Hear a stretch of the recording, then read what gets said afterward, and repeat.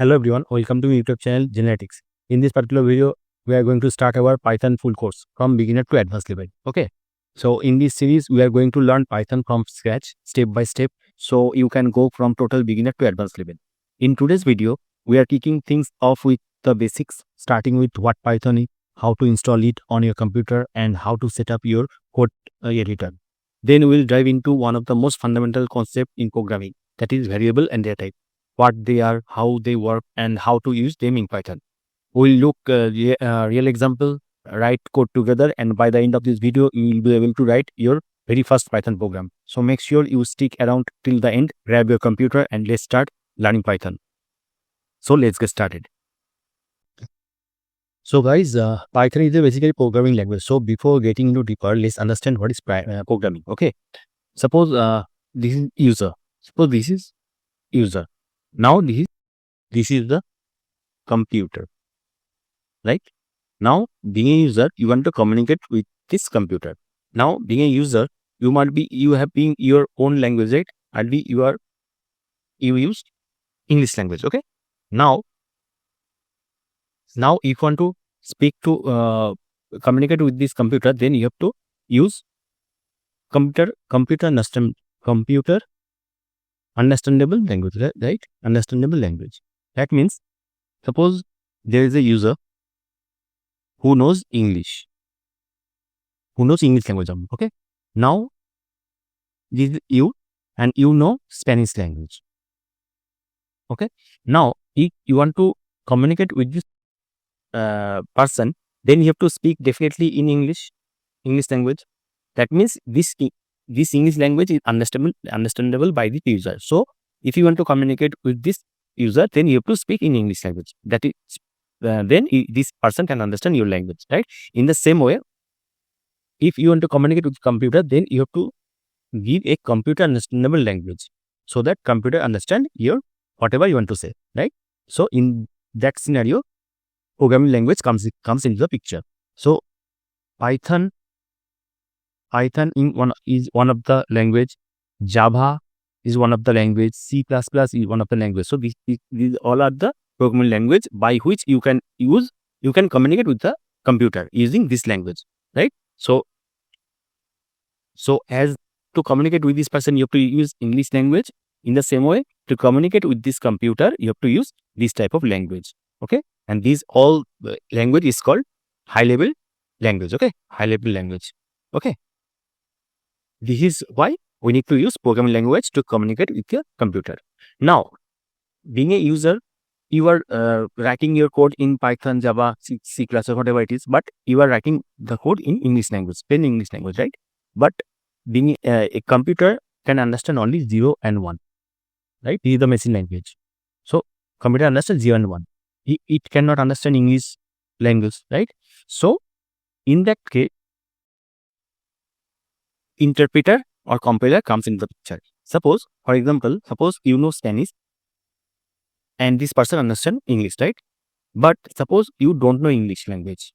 So how do you communicate with this person? Now suppose there is another person who knows English and Spanish both. Okay. Let me draw very clearly. Suppose this person know English, okay, and this is you know Spanish, okay. So you don't know English. Now you hired one person who knows English and Spanish both. Now, whatever you want to say to this person, you say it to this person. He understands English. Now he understands Spanish. Now after saying this Spanish, he translate this language to English and convey to this person. In the same way, when this person gives any reply in English, this person takes this answer and he translate this English into Spanish and convey to you. This is how you communicated with this person, right? This is the one way you can communicate with this person. So basically, here this person is performing as a role of translator. Okay, role of translator. So in the same way, here interpreter or compiler perform roles as a translator. translator. Basically, whenever you say write any kind of code in Python, Java, C, whatever it is, now interpreter compiler converts this code into machine language, that is 0 or 1, and computer understand whatever code you have written and give the reply accordingly. Okay, so basically this is the function of interpreter and compiler. Interpreter and compiler both are same. Basically, in Python, interpreter we called interpreter, and in Java or C we can use compiler. But both, the role of these both are same. Okay. So this is basically programming language, and this is how a user communicate with a computer in machine language. Okay, using this language, programming language. Okay. So Python is a high-level programming language that let us allow to tell computer what to do in very simple English language. Okay, so Python is very much simple and easy to learn language you have ever learned. That is why Python is widely used and widely accepted programming language nowadays. Okay. So what are the key features of Python? Python is basically readable syntax. Python code looks clean and close to English. It is, I told you, it is very much simple, and it is very easily understandable. It is very easy to understand and easy to read because it basically use very simple English. Okay, that is why it is readable syntax. Interpreted language. Program runs line by line, perfect for beginners. So this program basically runs line by line. Okay. Dynamic typing. You don't need to declare variable types. Python figures it out by its own. Okay. So basically in others language, you have to mention whenever you mention any kind of variable, then you have to define the data types. But in Python, you don't need to mention data types. Whenever you pass any value, Python automatically understand what is the data type of this variable or any kind of identifier. Okay. Versatile. Used in web development, automation, data science, AI, scripting, and more. Python is very much versatile language.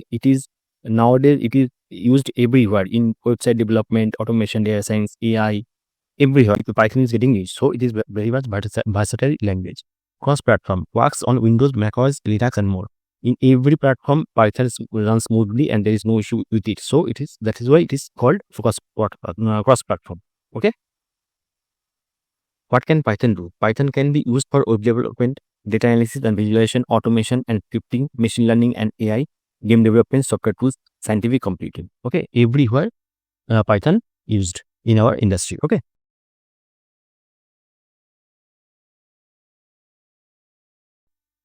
So before starting writing our Python code, we need to install Python programming language in our local system. Why? Because see, in our system, local system doesn't understand any kind of language, right?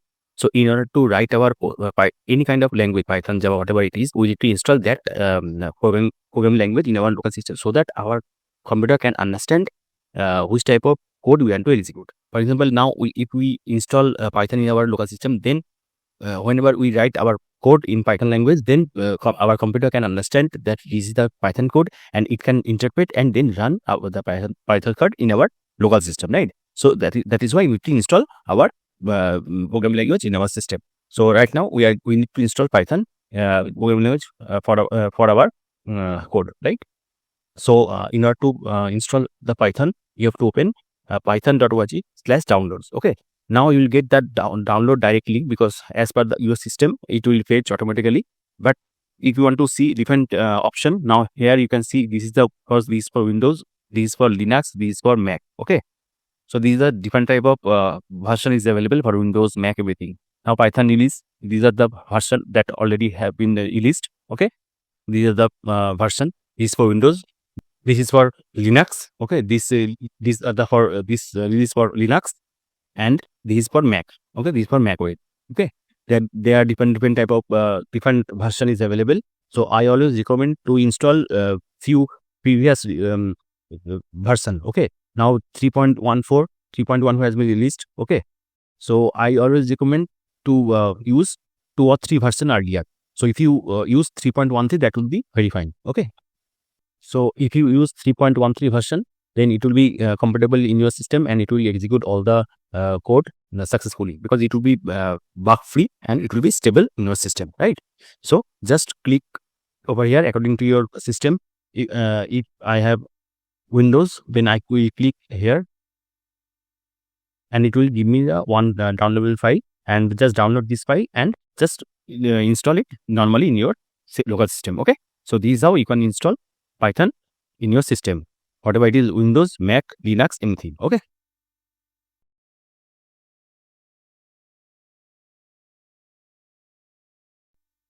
So once Python has been installed in your system, then you have to install one IDE. IDE basically integrated development environment. See, suppose in your class, whenever you need to write anything in your class, then you have to use your copy, right? So in the same way, whenever you need to write any kind of code in any programming language, then you have to write it in within the IDE. So IDE is basically a digital notebook. Okay. So IDE basically software application that allows us to write, run, and debug our code within a single place. Okay, so IDE is very much important. So in our VS Code is one of the most popular IDE that is available freely. So if you go code.visualstudio.com/download, then you will get this page, and you can download according to your system. If you have Windows system, then you can download over here. If you run in Linux, then you can download from here, and if you have Mac OS, then you can download from here. Okay, so you can download according to your system. So just download, just click here, and you will get one simple file. Now this is the downloadable file. Just save it and install in your system normally. Okay, so already I have installed VS Code in my system, so I'm not going to do that, but you can do by your own. Okay. And now another IDE is that is Google Anti-Gravity that is recently released. So you can use this IDE as well. Okay, so these for Mac, Windows, Linux. Okay, so just download according to your system. So this you can use the Google Anti-Gravity or VS Code in anything you want. Okay, so just do it by yourself.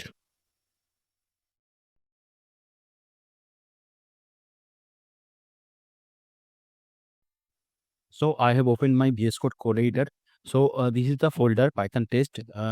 Within this, I have opened my VS Code. Okay. So before starting your code, just you have to install few extension. If you go to this extension and just type Python. Okay. Now you need to install few extensions. See, Python extension is required for VS Code, because once you install this extension, then VS Code will understand that you are writing VS Code, Python code in your code editor, right? So that is why you need to install extension. In the same way, this extension also help you to debug your code. It will help to auto completion your code, everything. Different functions is there that will help you to write your code, debug your code, and everything. Okay. So if you write Python, then you can get Python debugger. Okay. If you click here, then you will get Python debugger and you can install it. Okay. I have uninstall option because I already have installed in my system. So I am getting uninstalled. You will get install option and just install it. So Python debugger help you to debug your code. Now this is a Python. This is a Python extension. Okay. Python extension for Visual Code. Okay.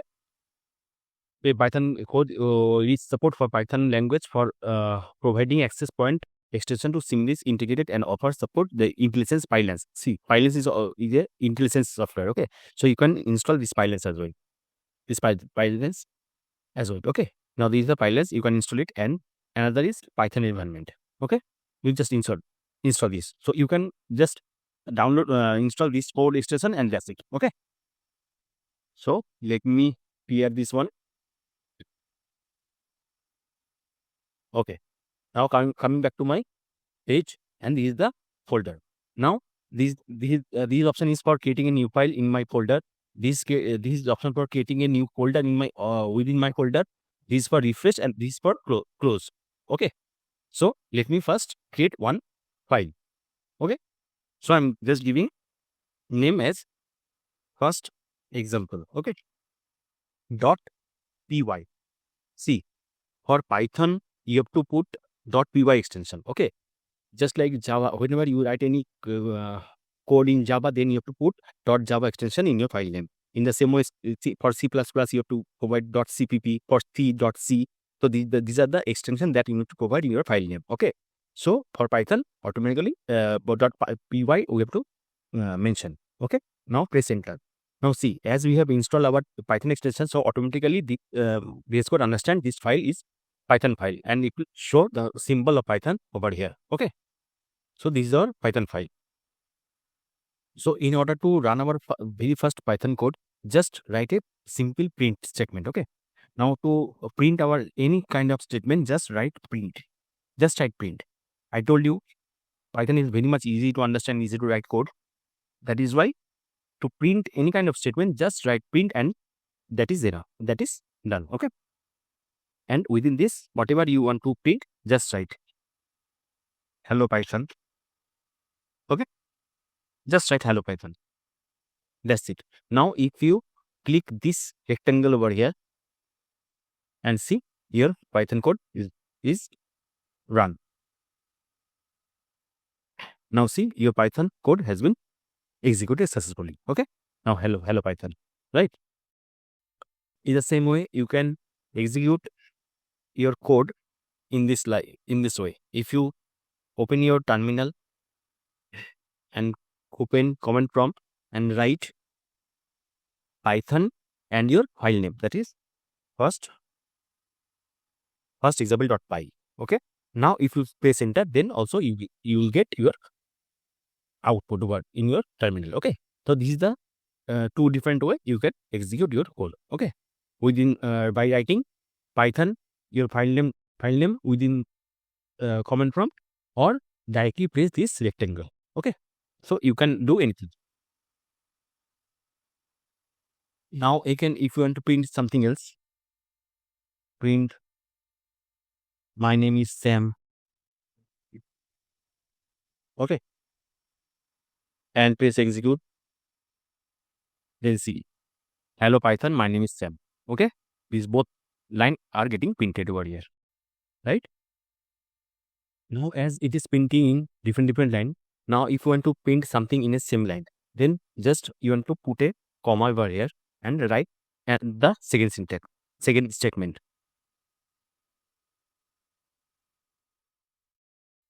I learned Python. Okay. Now let's execute. Now see, hello Python, I learned Python. Okay. This both sentence is coming in a single line. Okay. Now if you want to print this line in the next line. Okay. Now okay, let me do this one. It will be understandable. Okay. Hello Python, I learned Python. Okay. Now if I want to print this I learned Python in the next line, then just I have to put /n. That means next line. Okay. And if I execute this one, now see, hello Python, I learned Python has been come in the next line. Okay. So these are we can print our any kind of statement. So finally we have executed our very first Python code, print statement code, and we see how we can print our statement in different manner. Okay.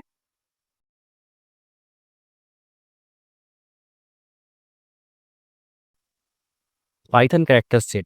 In programming, a character set is a collection of valid characters, okay, that a language can recognize and use when writing code. Okay.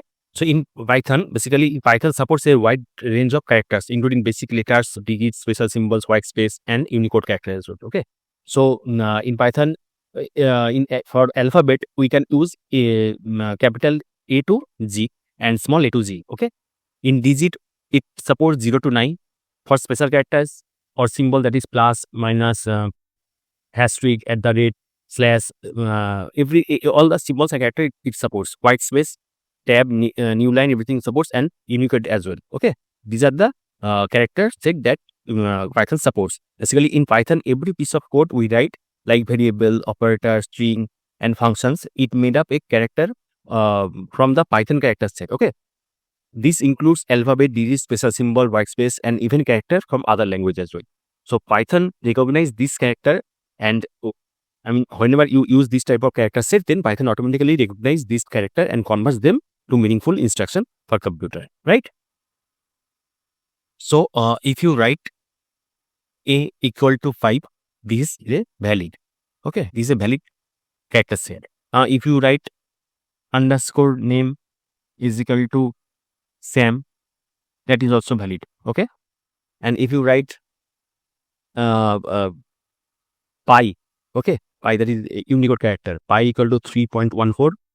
That also valid. Okay, but in the same time, if you write like uh, uh, var at the rate name, something like this, and put a value over here, then as at the rate you have mentioned, then it is not valid. Okay, so at the rate is not allowed in our variable name or identifier. Okay, if you put 5 star like this, okay, or 5 star and put a value over here, then it is also not valid, because our identifier or variable name cannot be start with any kind of digit. Okay, so this is few valid and invalid character set for our identifier or variable that we need to consider while we are writing our variable or identifier. Okay, so now what is variable? Variable is basically identifier or a name. Okay, a name which holds a value, right? So for example, if we write name is equal to fam, then this name becomes a variable. Okay, now if we write a equal to 5, b equal to 6, now this a becomes a variable, b becomes a variable which holds a variable holds the value of 5, b holds the value of 6. Okay, so these are the variable. So what happened basically, suppose this is our entire memory. Okay, suppose this is our memory, here different slot is there. Okay, so these are the different type of slots is available. Okay, now whenever we write any variable and store a value over here, now for example this name variable stored in any place, randomly any place of our memory. Suppose here name variable has been assigned, so automatically this position same value has been registered over here. Okay, now whenever we pass a equal to 5, suppose this location, in this location a variable has been, this position has been assigned as a. Now the 5 value has been registered over here. Now in the same way, for example here b and the value is 6 over here. Okay, so in the same way all the values of our variable get stored in different memory location in our system. Okay, now whenever we call our variable, suppose we call our variable name. Okay, now if we call our variable like this, print name, then automatically in our output we get this value only. Okay, in output we get our value only. So this is the facility of using variable. So we don't need to pass our values in our print statement in our code. So if we store our value in variable, so whenever we call our variable, then we can directly execute our final value in our output. Okay, so whenever we need to change our value in our variable, then we can easily change it at any time. Okay, so suppose if we replace this 5 value, okay, replace this 5 value as 7, now automatically this value has been created and 7 will be installed. Now if we print value of a, then it will be automatically printed output as 7. Okay, so this is how we can initiate our variable, we can store our value in our variable, and we can print our variable directly in our code. Okay, let's see it in example. Okay, but always remember, your variable cannot be start with any kind of digit or symbol. Like if you want to pass @ name, it is invalid. If you want to pass like 5 name, this is invalid. Okay, if you put any kind of symbol, this is also invalid. Okay, so always use just simple any character, just like a or name, age, like this, or you can put underscore. You can put underscore before your variable name. Okay, this is also valid. Okay, these all are valid. Okay, so this is how you have to mention your variable. Okay, always use character or character, number, anything, but you cannot use number before starting of your variable. Okay, you cannot use your any kind of symbol, only use underscore. Okay, now let's get another file. Suppose I just name as var. Okay, var.py. Now, going to pass in variable like name equal to Sam, age equal to 23. Okay, email as sam@gmail.com. Okay, like this we can define our variable. A equal to 5, B equal to 16. Okay, so now if we want to execute this code, now we print, now see, in previous example I have seen whatever we need to print, that we have to define over here like this. Okay, my name is Sam, right? And it gets printed. Now see, if we click execute, then it is showing my name is Sam. Okay, because we have hard coded our print statement in the print function. Okay, now if we want to print this Sam, then we have to just pass our variable name. That's it. Okay, just pass our variable name and it will execute the value of this variable. Okay, in the same way, if we print our age, we can print email, we can print A, we can print B. Okay, now see, okay, let me bring it one. Now see, first variable name, that is Sam, gets printed. Second is 23. Third is email, sam@gmail.com. Fourth is A, that is 5, 16. All are printed. Okay. Now, if we just change any value over here, 25. Okay. And then execute. Now see, the value of the variable has been changed. Now 25 is get printed. Okay. So this is the beauty of variable. So if we pass our value in our variable, then we can change our value at any time, and to print our value, we just need to call our variable name. That's it, and it will execute. Okay, so this is the use of variable. Now if we put @ over here, okay, a symbol. Now see, it is showing some error. Name is not defined. Okay, now if we click here, okay, now see, if we run, then it will show error. See, @ equal to Sam. Syntax error, invalid syntax. Maybe you meant double equal to or not equal to instead of equal to. That means it is showing some error in the equal to option, but actually the problem is we have mentioned a special character in our variable name starting of our variable name. Okay, so we cannot use this one. Okay, but if we put underscore, then it will execute. Now see, it gets executed. Okay, so underscore is allowed, but @ any kind of symbol in starting of a variable is not allowed. Okay, now if we write like this, age dash of something like this. Okay,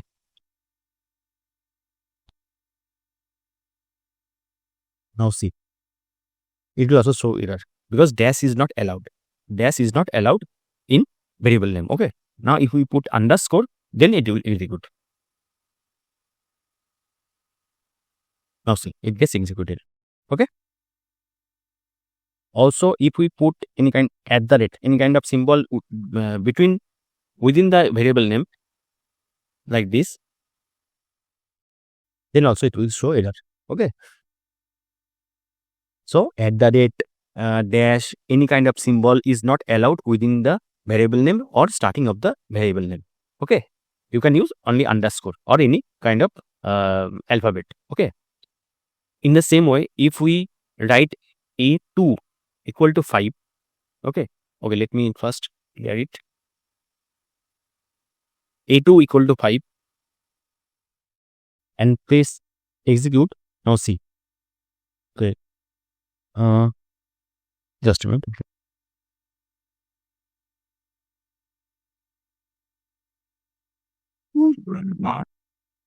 Sorry, A2. Now if we execute, now see, all gets executed successfully. Okay, a2 equal to 5, it gets executed. But if we put 2 starting of the variable name and try to execute it, now see, it will show error, because in our variable name we cannot start our variable name with digit. Okay, you can use digit after the variable name or within the variable name, but you cannot start with variable name with a digit. Okay, that is why it is showing error. So just remember all these rules while you are mentioning or you are defining your variable. Okay, one more thing, just remember age equal 25. If we mention AGE in capital and mention 24, now see, it will get executed successfully. Okay, let me print this one. Print age. Now see, it is printing successfully. But always remember, variable name is also a case sensitive. Okay, so this small case age and this uppercase age both are different. Okay, Python treats these two age in different way. This is separate age and this separate age. So in Python, variable name is case sensitive. Just remember these things. Okay. So whenever you mention your integer variable, just remember all the character set, Python character set, the rules of mentioning the variables and the case sensitivity. Okay. And just remember, space is also not allowed. Okay. Now if I pass my age as my age, okay, it will show error. Now if I execute, it will show error. Okay, so space is also not allowed, right? So always remember all these character set, how to define, what to define while creating your variable. Okay.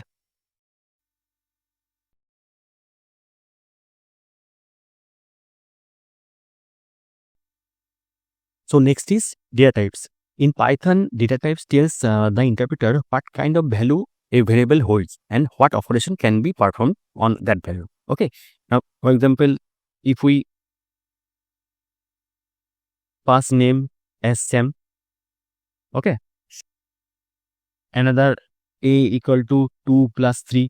So this is how Python can understand which type of value you are mentioning over here. Okay. So Python is dynamically typed, which means you don't declare the type explicitly. So whenever we pass name equal to Sam, we don't need to pass any kind of data type over here. Okay, that is why called Python is dynamically typed. Okay, it's automatically determined at runtime based on the value what we have mentioned assigned in our variable. Okay, so there are different type of types, that is int, float, complex, string, boolean, none, this dictionary. Okay, so int means 2, 3, 4, 10, all these are int. Float means 2.1, decimal value 3.4, like this. Okay, this is the decimal value, that is float. Complex is suppose a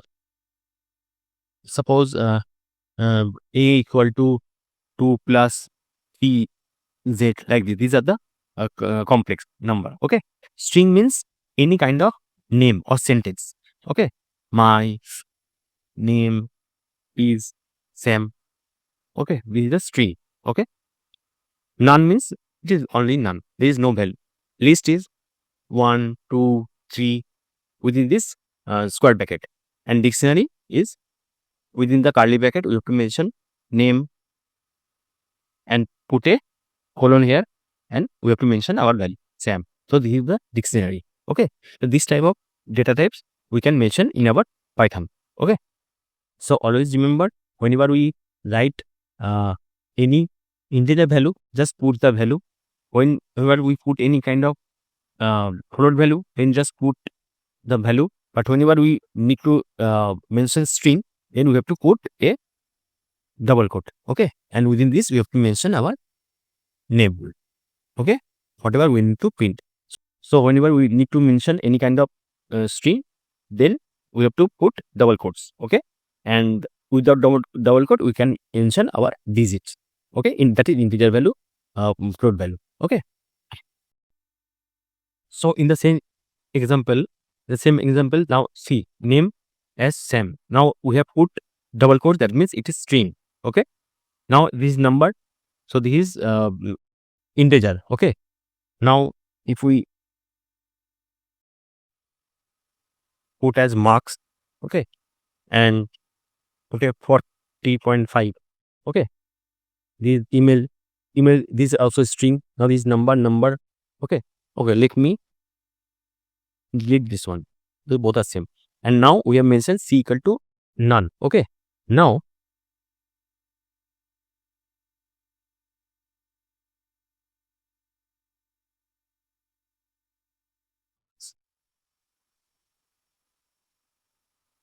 if we want to see the types of this variable, then we have to put just type option over here before the variable name.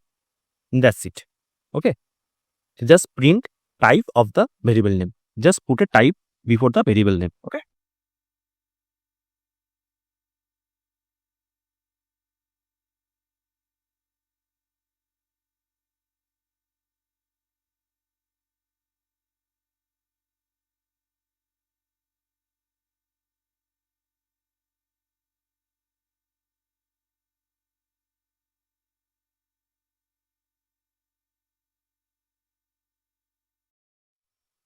Okay.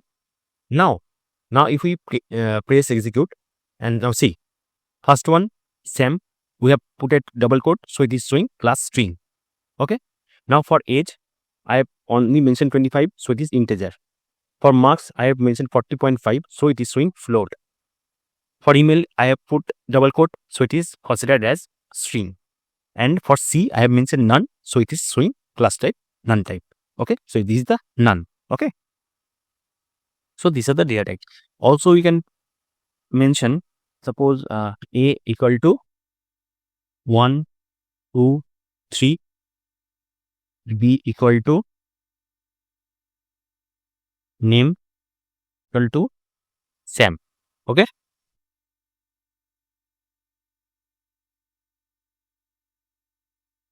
Now if we print the type of A and try to print type of B.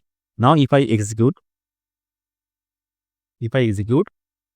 now see, string, integer, float, none type, and for A it is showing list, as we have mentioned within square bracket 1, 2, 3. Okay, so this is the type of list. And for B it is showing dictionary, as we have mentioned as dictionary. Okay, with this curly bracket. Okay, so this is how we can mention list, and this is how we can mention our dictionary format. Okay, so this is the list type, and this is the dictionary type. Okay, so always remember, within quote, whenever we need to mention string, then we have to put a double quote, that would be string. For integer, just put the value. For float, just put the value. For none type, just put a none. And for list type, just put a value within the square bracket. And for dictionary, just put the value key and value pair within this curly bracket. Okay, that would be dictionary. So these are the different type of data types that we can mention in our Python. But Python, now see, in Python we have never mentioned anywhere the data types, right? We don't need to mention any kind of data types in our value. Python automatically understand what type of data types I have mentioned in our value, because whenever we put double quote, it automatically understand it is string, and whenever we put any kind of digit without any double quote, it is integer. Okay, so this is how Python automatically understand the data types. Now if we put double quote over here, now see,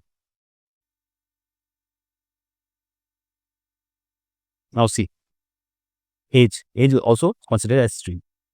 Okay, this is I have put the digit, but as I have mentioned this digit within this double quote, say automatically Python considered as string. Okay, so this is how the way we have mentioned our data in our variable, Python automatically detects the data types of that value. Okay, so this is the beauty of Python.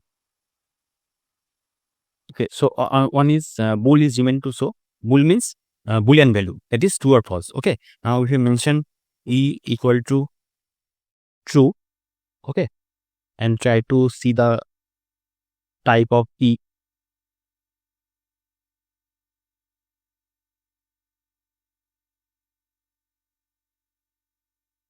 Now see.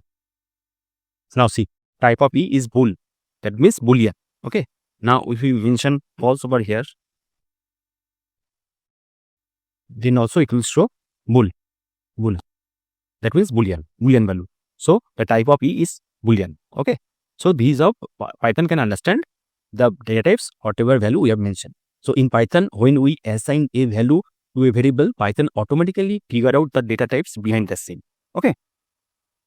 These data types tell the program what the data is and what we can do with it. Right.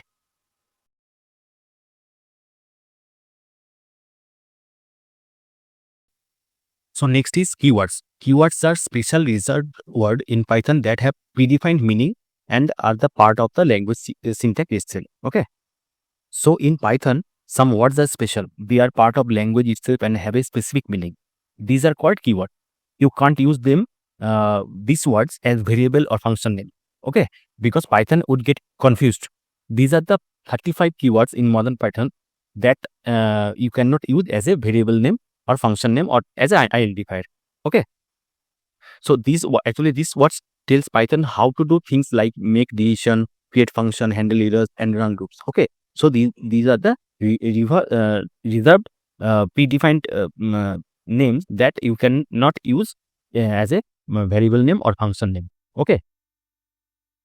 So just have a look this list of reserved words that you cannot use in your variable name or function name. Okay. So false, none, true, as, assert, sync, await, else, global, if, else, or not, all these things. Okay. All these basically reserved word that you cannot use. Okay. Just try to remember all these things.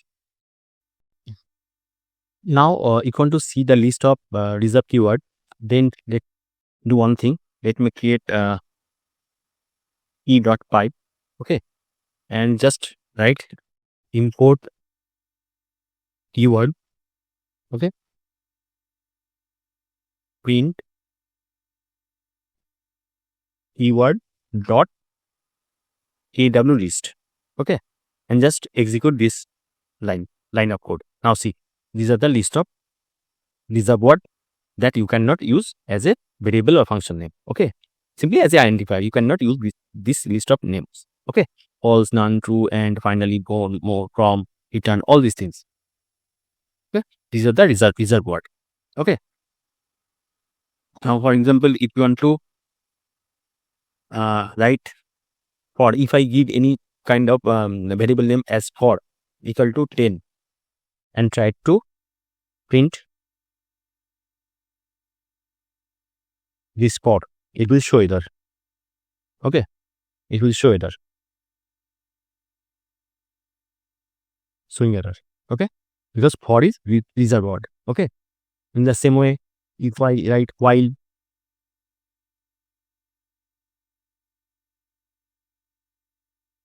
that also show your error. Okay. If I write if that will also show error. If we write true,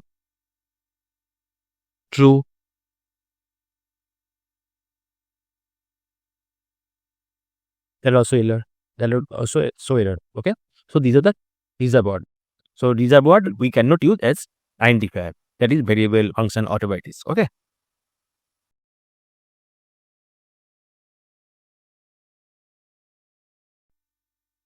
In Python, comments are ignored by the interpreter, but super important for us as a human. Okay. We use hashtag for single line comments, and we can also write multi-line comments using multiple hashtag. Okay. Or we can use triple quote string. Comments help make your code readable, explain logic, and even let you disable lines, multiple lines temporarily during debugging. Okay. So how do we write comments? Now let me create a file that is com.py. Okay. Now, for example, we just print my name is Sam. Now I want to make user understand what is this line. Okay. So to make them understand, we just put a slash over hashtag over here and just write this will print the name. Okay. So using this line, any user can understand that this line will print the name. Okay. Now if we execute this code, now see, my name is Sam is getting printed, but this line is not getting printed. Okay. That means Python ignored this line. Okay. So basically this line is get ignored by the interpreter. Okay. In the same way,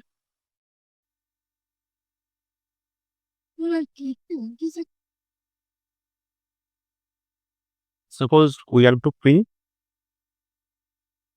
this is that is my age. Okay.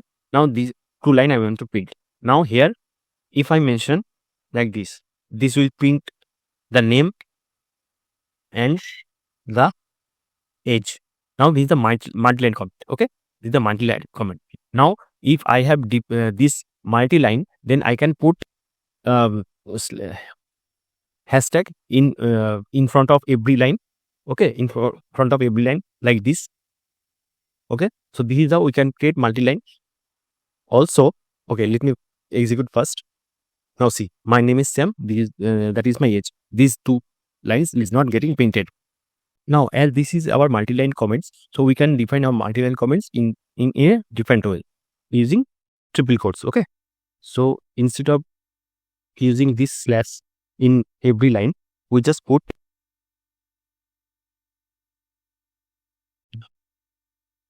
triple quote in the starting of the line and end of the line.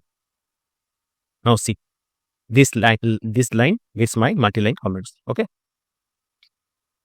Now if we execute this code, now see, my name is Sam, that is my age. Okay, so this two line gets executed, but this multi-line gets ignored, as we have mentioned triple quotes over here.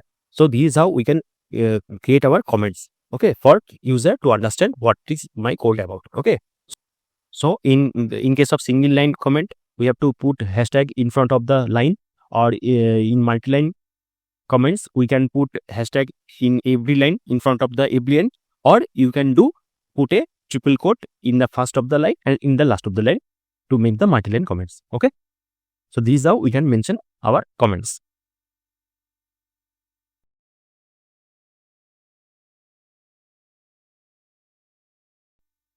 So operator in Python is basically our operators are special symbols that let us do things like math, compare values, check logics, and even test if something is in a list. Okay, so we have arithmetic operator like plus, minus, asterisk, comparison operator for true, false, that we can check using double equal to sign, greater than, less than, logical operator to combine condition using and or all these things. Okay, so in the same way we have arithmetic operator, that is plus, minus. Okay, assignment operator like plus, equal to, asterisk, equal to. I will show everything in practical, don't worry. Comparison operator that shows it is true or false. Okay, logical operator that is the and or not. And is basically true if both conditions are true.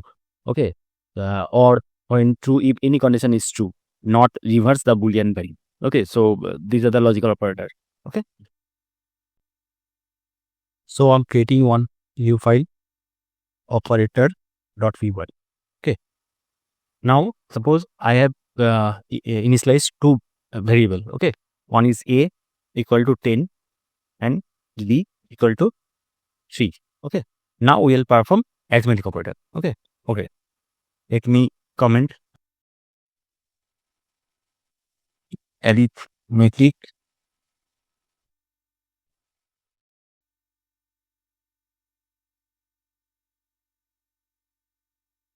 operator. Okay, I just commented arithmetic operator. Now I have initialized two variable. One is a equal to 10, b equal to 3. Okay, now I have to perform arithmetic operator. Now, first of all, I am performing plus operator. Okay, so a plus b, right? So this plus sign is the operator. Okay, in the same way, I am putting a minus b, right? Now A multiplied by B. Okay. Now A divided by B. Okay.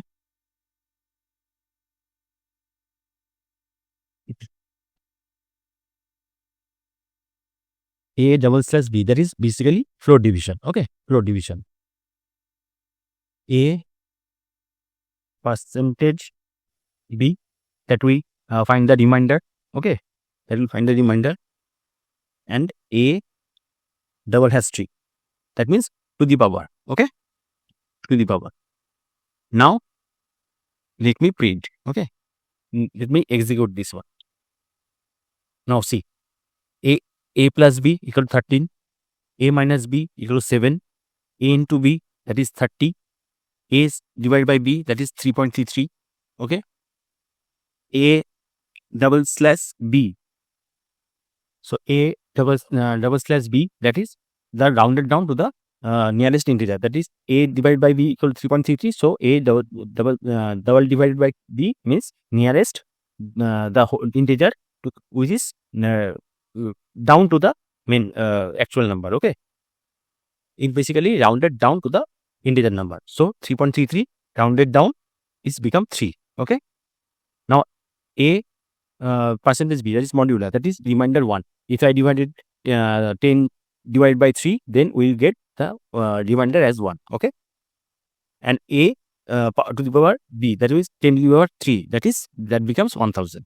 Okay, so these are the arithmetic operator. Okay, now assignment operator.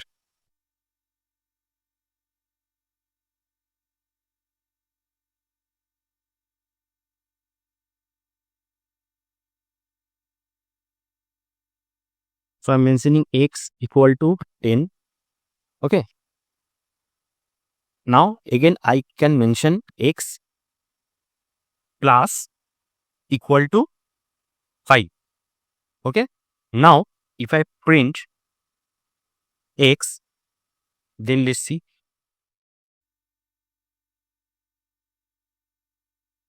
Now see, 15 is coming as output.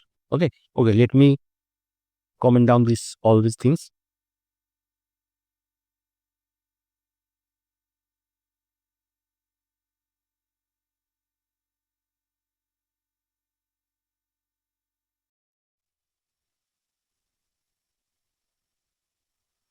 Now 15, because initially I mentioned x equal to 10 and x plus equal to 5 means I am incrementing my x with 5 positive number, additional 5 number. Okay, so initially I mentioned x equal to 10. Now I'm adding plus equal to means I'm adding 5 into this x. Okay, so that becomes 10 plus 5 equal to 15. Okay, so plus equal to means I'm adding the number. Okay, so in the same way, if I mention over here minus equal to 5, then it becomes 5, because I am subtracting 5 value from the initial value. Okay, now in the same way, if I put multiplied equal to, then automatically this x value will be multiplied by 5. Okay, so it becomes 50, right? So this is called assignment operator. Okay, these all are assignment operator. If I write divide by equal to 5, then it becomes 2.0. Okay, fine. Now let's move to the next operator, that is comparison. Okay,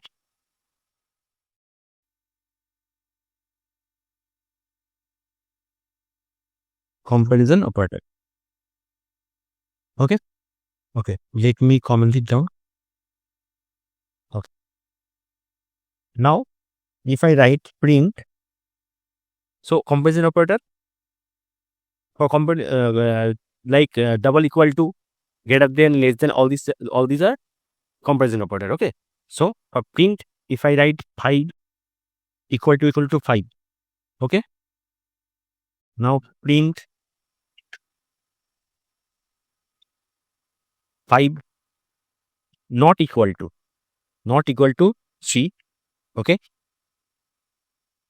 print 5 greater than 3.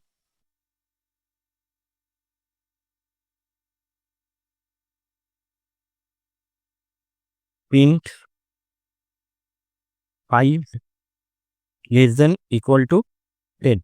Okay, so these are the comparison operator. Double equal to, not equal to, okay, greater than, less than, equal to, all these are comparison operator. But always remember, comparison operator gives the output as true or false. Okay, so let me clear this one. Let me execute it. Now see. Now see. 5 equal to 5. Both are same. 5 equal to 5, right? That is why it is showing true. 5 not equal to 3. That is why it is showing true. 5 greater than 3. That is equal to true.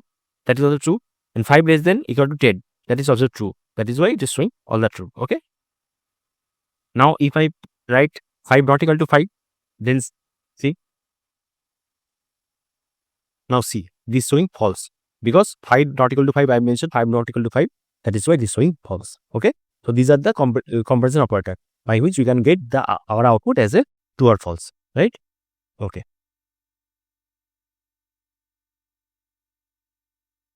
Okay. So next is, okay, let me comment it down. Now next is logical operator. Okay. Logical operator. Okay. Now if I write print, logical operator means and, or, not, all these things. Okay. Now if I mention 5 equal to 5 and 3 equal to 3. Okay.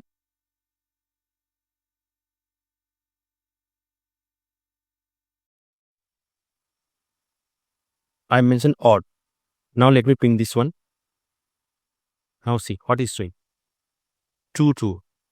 For and, always remember, for and both condition has to be true. Okay. Then it will give the output as true. But for odd, either any condition has to be true. Then it will show the true. So in this case, 5 equal to 5 and 3 equal to 3 both are true. That is why it is showing true. And in case of odd, 5 equal to 5 is true. 3 equal to 3 is also true. That is why it is showing true. But if I write here 3 not equal to 3, then also it will show true. That is also true. Why? Because in case of or, either any condition has to be true. Okay. In case of and, both condition has to be true. But in case of or, any of the condition has to be true. Okay. Now if I write 5 not equal to 5, okay, and I press execute, now see it is showing false, because in case of or, neither 5 equal to 5 or not 3 equal to 3, any of them is not true. That is why it is showing false. Okay. And if I, in case of and, if I write this, okay, now see it is showing also false, because in case of and both has to be true. So this is true, but this is not true. That is why it is showing false. Okay. So this is and or. Just remember, in case of and, both condition has to be true. Then it will give the output as true, else it will give the output as false. And in case of or, either any condition has to be true. Then it will give the output as true, else it will give the output as false. Okay. And for not, if I write like this, print not true, then see it will show, it will give the output as false, because not true, that is opposite of true, that is false. Okay. And if I write false, that is opposite of false, that is true, then it is giving the output as true. Okay. So this is the logical operator. Okay. These are the logical operator. So there is another an operator is available. Let me comment it down. That is identity operator. Okay. Identity operator. Basically INT operator checks whether two variable points to the same object in memory. Okay, this is the function of the INT operator. Like if I write x equal to 10, y equal to also 10. Okay, now print x is y. Okay, and another is x is not y. Okay, now if I print, now see, it is showing true. X is y because x and y both are same. So x is y, that is true. And here I mentioned x is not y, that is false, right? That is why it is showing false. Okay, so this is another operator, that is identity operator, right?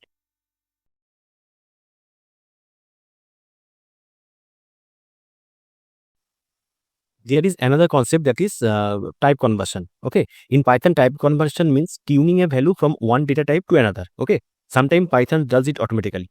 Okay, you don't have to do anything. That's called implicit conversion. When Python convert the data type or by its own, then it is called implicit conversion. But often we need to do it manually. Okay, that is called explicit conversion. Okay, so basically from int to float, float to int, all these things is basically called conversion. One is implicit, another is explicit. Okay, so for example,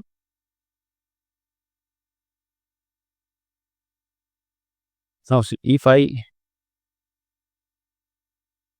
run this code, okay, if I run this code, okay,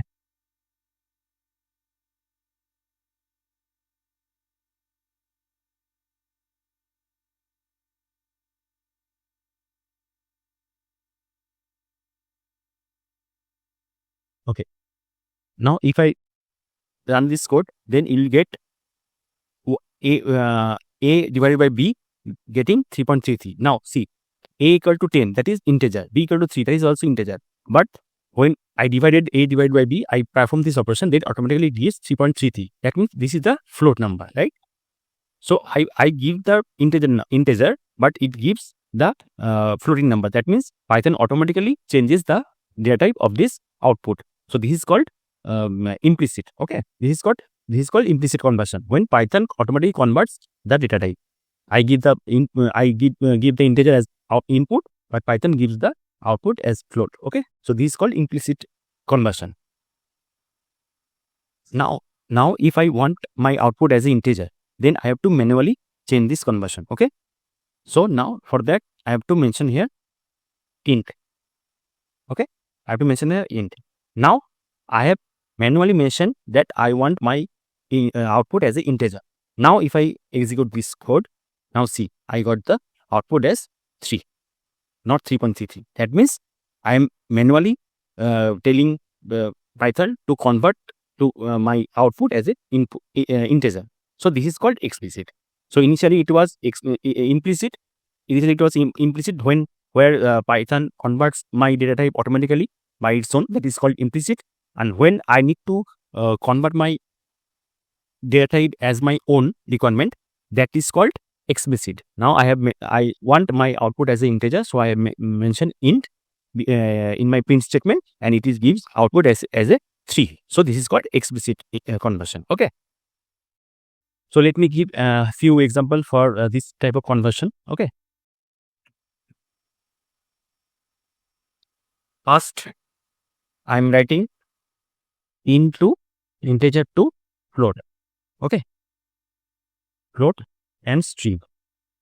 Okay, so a equal to 10 I mentioned. Okay, now I am printing a equal to 10 means this is integer number. A is integer number, right? Now I am to convert this integer to float.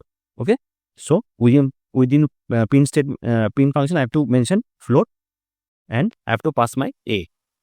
Okay, in the same way, if I am to convert it in string, then I have to mention str and I have to pass my a.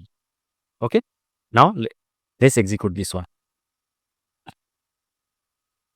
Now see, okay, let me comment this one.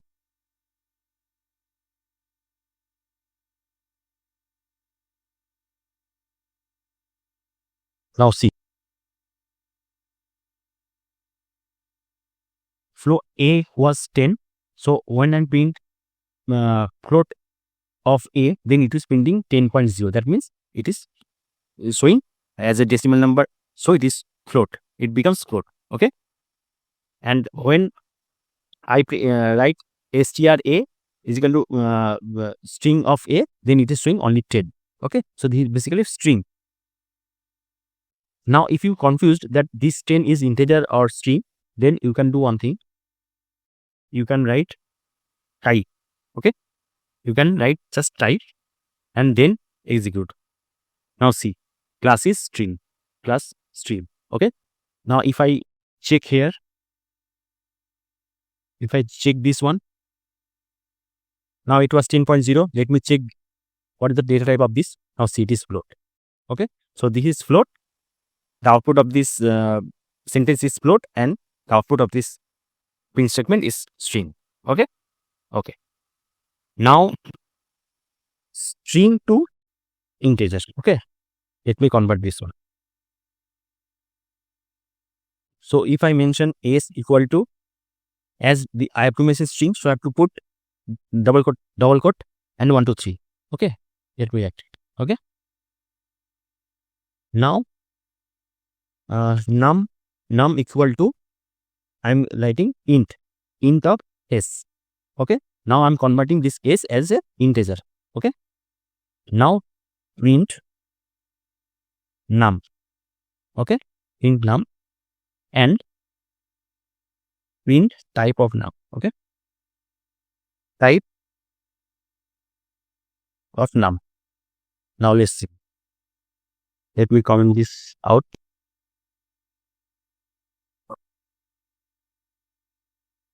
Now if I execute this one, now see, s equal to 1 2 3, num equal to, I converted this integer into this string to integer. So my print, when I print num, then it is coming as 1 2 3. Okay.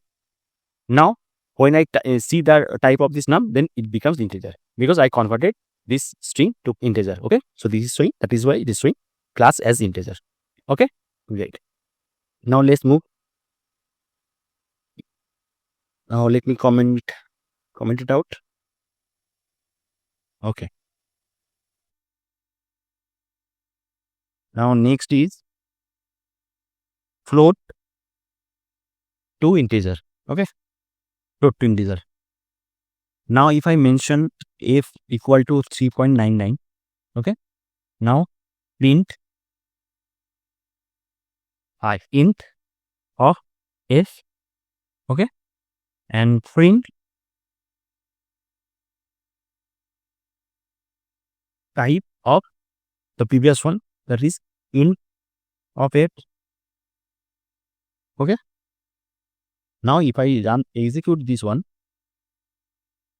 now see, I mentioned float 3.99, but when I convert it as integer, then it becomes only 3. That is integer. And when I find out the type of this integer f, then it is showing integer. Class is integer. That means my conversion has been successfully done. Okay. So this is float to integer. Okay. Next is bool to integer. Okay. Bool to integer. Now print int of true. Okay. And print int integer or false. Now see.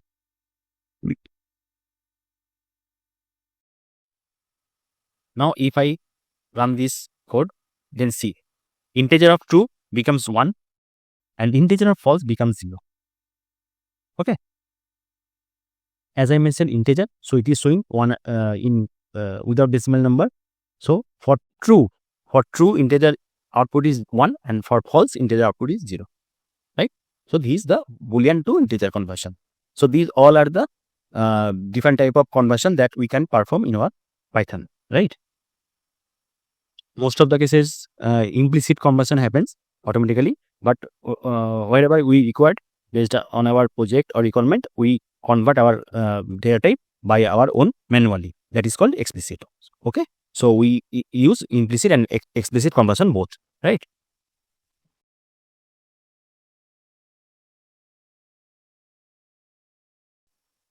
So next is input function. Basically, input means asking the user to type something why your program is running. Okay. So in Python, we can pause the program and ask the user for input using input function. That is, input is a inbuilt function. Okay. Whatever the user types is written as a string. So in input, whenever user gives any kind of input, that is in string format. Okay. So if we want to use that input as a number, then we have to convert it manually using int function or float function. Okay. So basically what happens like this, when we write print, and here we have to mention my name is Sam. Okay. So we are manually putting the output, whatever we want to print in this print function, right? But if we use inbuilt input function, then when we execute the output, then it will ask the user to put their input by their own. Then once the user will give the input on this field, then the output will come out accordingly. Okay. So let's see how we can do that. So for that I initializing one variable, that is name. Okay. And I have to use input inbuilt function. Okay. And within this, I have to mention something, whatever I am to show to the user. Okay. Enter your name. Okay. Great.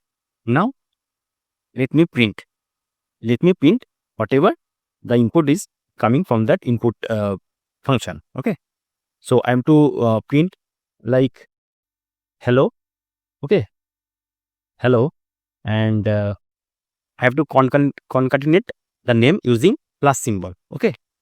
Using plus symbol, we can concatenate all our output. Okay. Plus. Okay. And finally, I have to show this symbol. That means hello, name, whatever coming from this input function, hello, that name, and finally in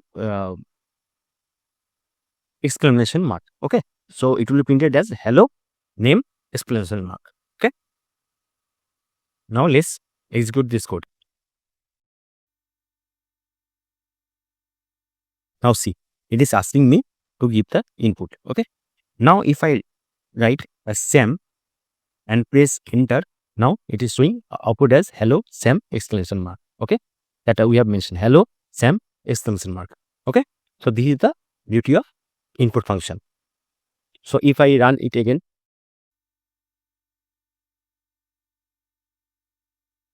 if I print as Alice and press enter, then hello Alice.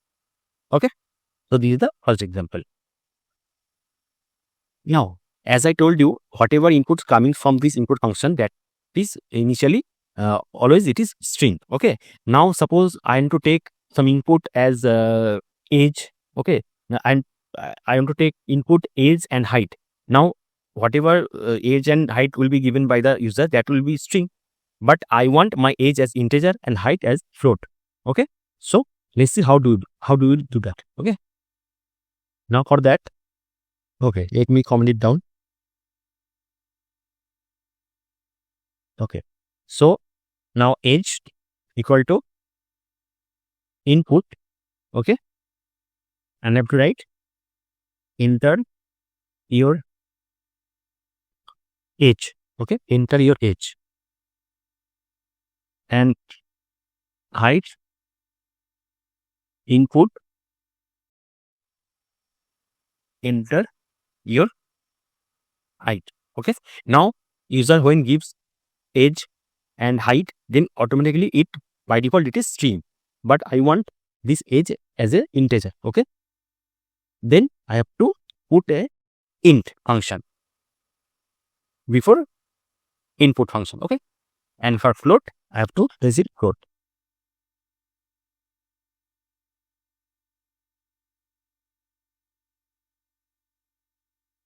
Okay.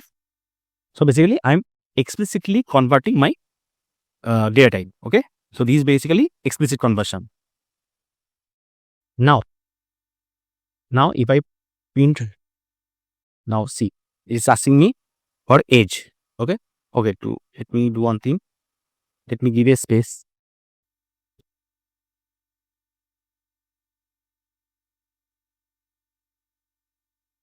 Now see, it is asking me for age. Suppose 23.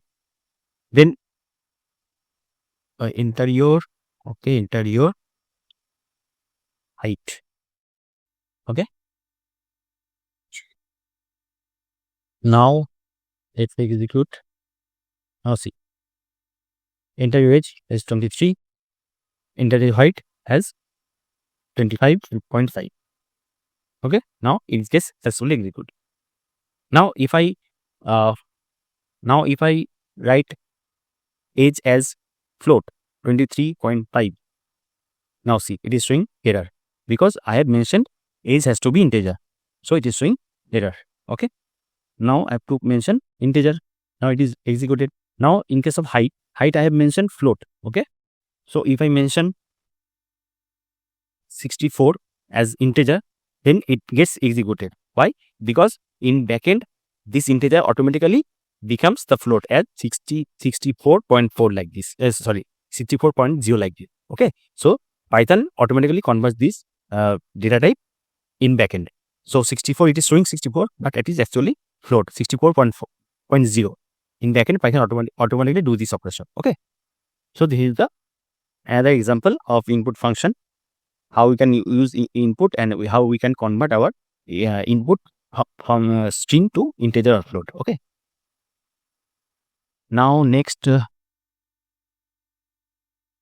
me comment it down. Now let's see another example of adding to number. Okay. Let's see adding to number.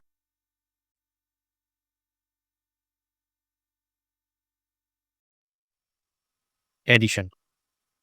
Right. So suppose A equal to, I want integer number. So I put integer and then I mention input, and here I mention enter your first number. Okay. In the same way, I mention B as integer, enter your second number.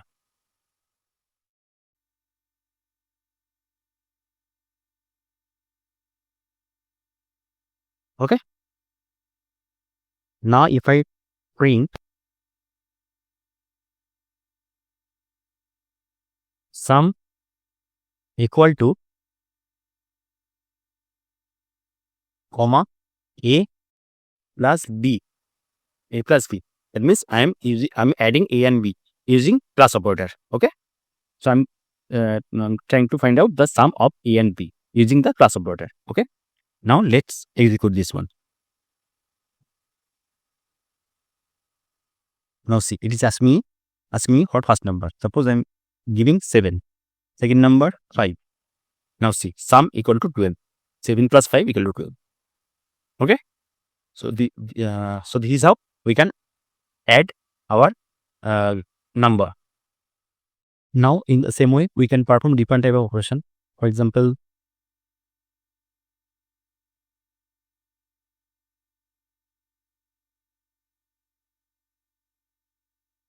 now this is if I do subtraction. Okay. So A minus B. If I do multiplication, A into B.